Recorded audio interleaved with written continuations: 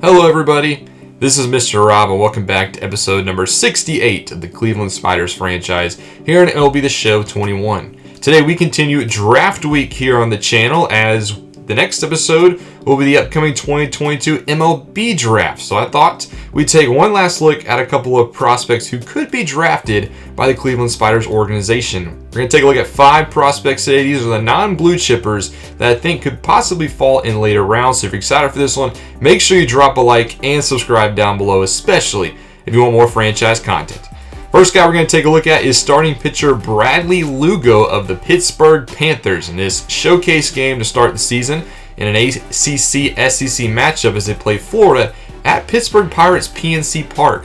Now this is a game that got a lot of eyes just because it was played at PNC Park, and Bradley Lugo played very well. This is kind of what put him in the national spotlight towards the top, and I think Lugo could potentially go in the first round.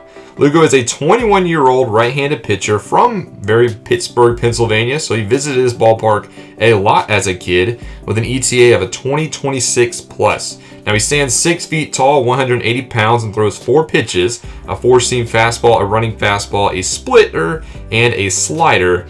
And he led Pittsburgh to a College World Series playoff. So Lugo is one of those guys whose stock really improved as the season went along. He has great velocity and break on his pitches, and he's above average in all other levels. So his K per 9's good, his hit per 9 could be high, his walk per 9's got potential, and so does his home run per 9. As far as his cons, well, his control needs some work. He does leave some pitches up. He will miss his spot, so he needs to work on that by the team he gets drafted by. And he also needs to work on those aforementioned areas. So while his ceiling for his K per 9, his hit per 9, his walk per 9, and his home run per 9 could all be good, it does need some work, and that could be a little bit of a caution because it could take a while. He's already 21 years old. ETA is 2026 plus. I do think it's towards the back end. I can maybe see 2027, 2028. So at that point, he's not going to be reaching the majors till he's maybe 27, maybe 28. So how much of prime Bradley Lugo are you going to get? Here's a look at his card, though. He has 80 potential, already a 55 overall. You're not going to get a lot of injuries with him, which is good too. But Bradley Lugo leads the pack, and I would not be surprised if he gets drafted in the first round, maybe by the Spiders. Now, the second player we're going to take a look at today is part of the North Carolina Tar Heel pitching staff as they play also the Florida Gators. And it's 21-year-old pitcher Peter Del Carmen, a righty out of Raleigh, North Carolina, who has an ETA of 2024. And he's probably my favorite pitcher, my favorite prospect that we'll see today. Del Carmen stands at 5 feet 10 inches and 198 pounds, and he throws a 4-seam fastball, a curveball, a slider, and a changeup. Now, Del Carmen's story is pretty good. He didn't really get into the spotlight until this year. He started his pitching career playing for the Charlotte 49ers at UNC Charlotte and then transferred this season to the North Carolina Tar Heels, which is where a lot of people started to get him some recognition. He's played very good for the Tar Heels, and that's because he's got elite velocity and break. He's going to have good velocity and good break on his pitches, and unlike Lugo, he already has very good control. He can put those pitches on the corners. He can put the fastball in spots where it's not going to get hit very often. And also, unlike Lugo, his other areas are already above average. So that walk per 9, that K per 9, that hit per 9, that home run per 9, it's already in a pretty good spot, and that's part of the reason why his ETA is 2024. So you're looking at a pitcher who, if you go by that set, could be in the majors by 23, 24 years old, which is a lot earlier than what you can expect from a Lugo. Now, some of his cons, though, he has one big one. He's had some injury history in the past. He had some shoulder problems in high school that caused him to not necessarily get a lot of scholarship offers. There's actually a lot of teams weren't sure if Del Carmen was going to be able to actually continue his baseball career. Now, fortunately for him, he has, and well, he hasn't had many injuries in college. It's been some minor ones. He's had a knee problem, as well as took a fastball off the foot in one game at Charlotte, but he's been relatively healthy since. But you always do got to worry about that shoulder, as there's some nice reflexes there to catch that one. But overall, I do like Del Carmen. He had a phenomenal game here as well against the Gators. He actually went the complete game shutout, struck out 7 batters along the way. Here's a look at his card. You can see he's high in all areas. So Peter Del Carmen, fastball sitting at 99, almost could potentially hit 100 if he develops his velocity a little bit more. I think Del Carmen is my favorite pitcher, and I would not be surprised if the Spiders take him in the first round because, you know, we have a late first round pick. If we don't take Del Carmen in the first, I don't think he'll make it all the way to the second round. So we'll take a break from the pitchers for a moment and go out west, where we will take a look at Stanford's own first baseman Reggie Benson from San Francisco, California.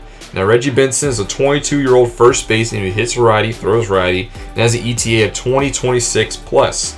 Now, he's the only hitter in this group, as you know, we've taken a look at pitchers, and the rest of the way will be pitchers. But there's some things to like about Reggie. He stands 6'4", but he only weighs 189 pounds, so he's kind of a string bean. If he can put on some weight, I think that would definitely help him get drafted more in the higher rounds. But I think Benson could be a second or third round pick.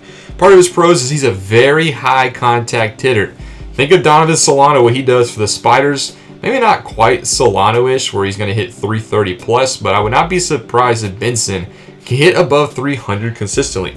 He also has very good discipline at the plate. He's going to draw some walks as well. He's going to find his way on the base pass.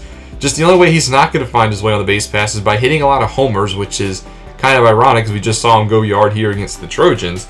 But Benson's not going to be a guy who hits a bunch of homers. I definitely think he'll be a single-digit home run hitter for seasons, as he doesn't have a lot of power with that small frame. Now, if he were to put on some weight, then he could be a high contact and a high power hitter, which would put him towards that elite group of prospects. But for now, Benson only weighs 189. He's kind of smaller and skinny, but I do think with a very high contact bat, he's 70 potential. I think he could be a sleeper if you just want somebody who can get some base hits and get on base for you. Here's a look at his card. He's also not the speediest of players.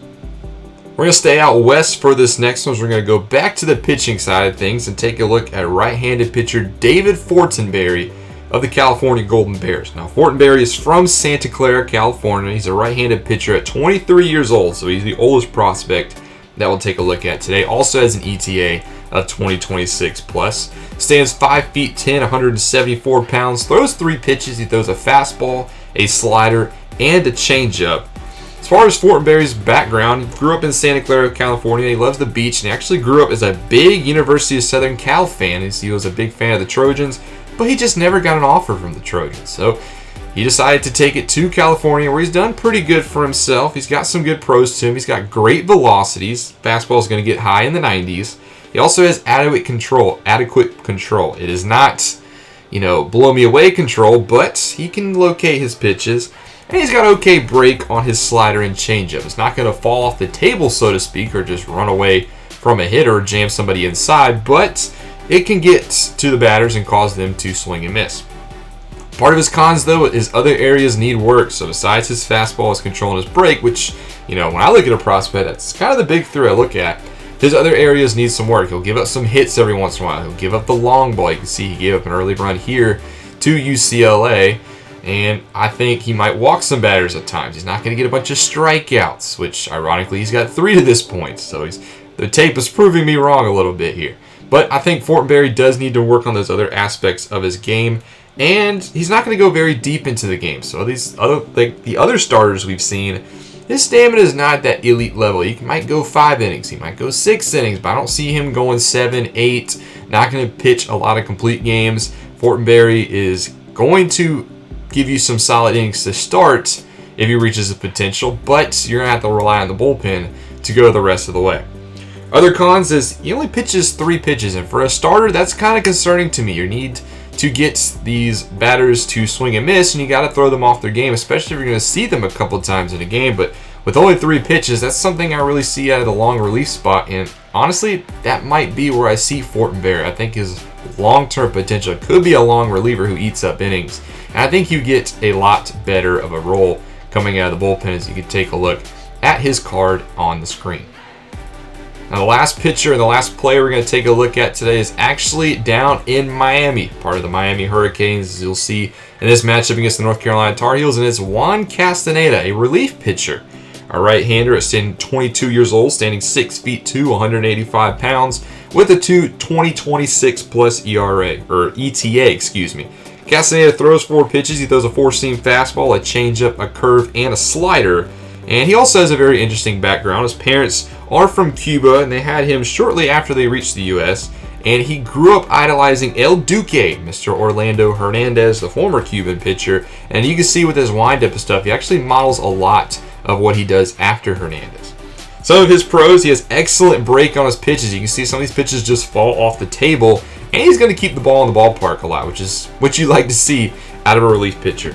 As far as his cons, his velocity is very suspect. His fastball is not going to hit 90s consistently, and sometimes that causes hitters to just be able to wait on it and just get on a quote-unquote hit parade off of Juan Castaneda. So that's just some things to look at. Just could potentially be like a 4th, 5th round pick is where I'm hoping he falls if the Spiders want to take him. But here's a look at his card on the screen. 22 years old, 2026 ETA. You're looking at mid-20s, which, you know, for a bullpen guy, isn't necessarily that bad. If you can get a good couple years out of Juan Castaneda, then I think that would be a plus, especially in the later rounds of the draft. So that's going to do it today. Next episode, we'll actually have the 2022 MLB Draft. Hope you guys enjoy. Let me know who your favorite prospect is down below, and who do you think the Spiders should take with their draft picks. Thank you guys so much for watching. Make sure you leave a like and subscribe down below, especially if you want more franchise content. This is Mr. Rob, and I'll see you in the next one.